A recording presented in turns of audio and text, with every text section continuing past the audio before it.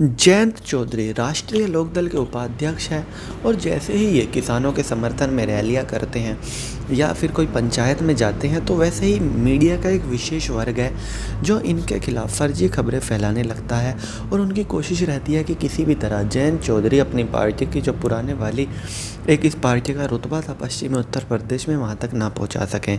और इन फर्जी खबरों का अहम योगदान रहता है इस पार्टी को चुनाव के आसपास नुकसान पहुँचाने में।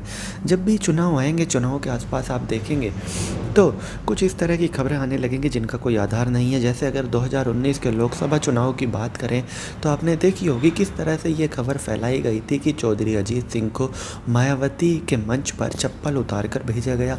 वो लोग इस बात का कुछ प्रूफ नहीं दे पाए कि चौधरी अजीत सिंह ने चप्पल उतारी हुई थी, बल्कि जो फोटो आई उनमें तो साफ था कि चौधरी अजीत सिंह ने चप्पलें पहनी हुई हैं।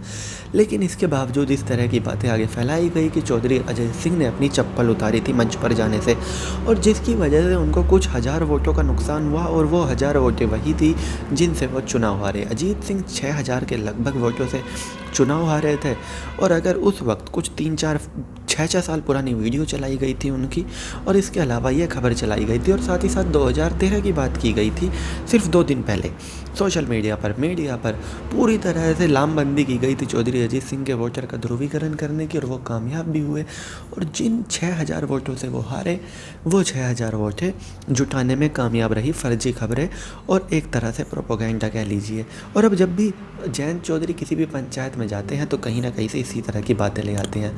उसी तरह से जयंत चौधरी के खिलाफ एक बात चलाई गई थी जहां पर उनसे मीडिया ने पूछा कि उनसे हर बार उनको जाट नेता दिखाने की कोशिश करती रहती थी मीडिया, और जयंत चौधरी हमेशा कहते थे वो किसानों की बात करते हैं, वो हमेशा एक एक किसान की बात करना चाहते हैं और वो किसानों के ही नेता है, किसानों की राजनीति उनकी पार्टी करती है।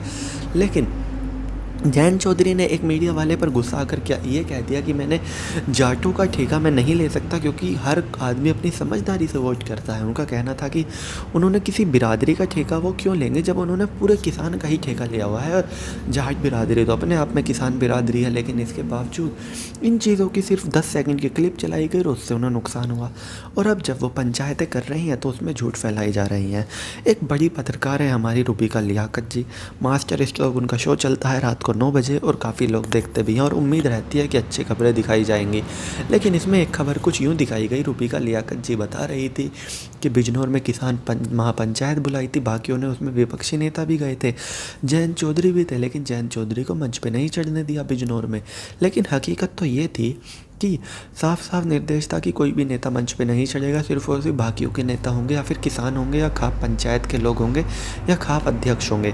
लेकिन भीड़ चाहती थी कि उनके पसंदीदा नेता, इस इलाके के पसंदीदा नेता जयंत चौधरी का भाषण हो, जिसके बाद बाकियों ने पब्लिक के सामने झुकी और जयंत चौधरी को स्टेज पर बुलाया। जयंत चौधरी का भाषण भी हुआ। जयंत चौधरी अकेले ऐसे नेता थे जिनका भाषण हुआ। समाजवादी पार्टी के नेता बैठे थे, बसपा कांग्रेस के नेता बैठे थे, उनका भाषण नहीं हुआ, लेकिन जयंत चौधरी का हुआ। ये दिखाता है कि जयंत चौधरी का इस इलाके में क्या रुतबा है सांसद ना होने के बावजूद भी। लेकिन ऐसा लगता है कि कुछ मीडिया के विशेष वर्ग को इस बात से दिक्कत है और वो फर्जी खबरों को आगे चलाते ही रहते हैं। तो चलिए दोस्तों, मैं चीनू दहिया फिलहाल इस वीडियो के लिए इतना ही। आगे भी इसी तरह की देश दुनिया बॉलीवुड और खेल की तमाम खबरों के लिए बने रहिए चौधरी न्यूज़ के साथ। जय माता दी।